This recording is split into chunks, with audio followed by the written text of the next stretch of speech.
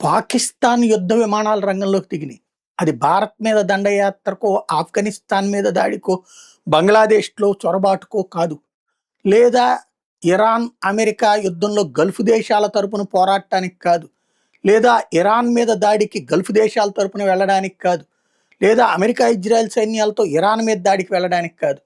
ఇరాన్‌కి సంబంధించినటువంటి ప్రతినిధి బృందం అమెరికాకి రావడానికి ఏదైతే అక్కడ వాళ్ళ విదేశాంగ మంత్రి రాలేదు, పంపించట్లేదని ఒక పక్కన ఇరాన్ చెప్తోంది. కానీ వాళ్ళ బృందం ఒకటొచ్చిందని పాకిస్తాన్ చెప్తోంది.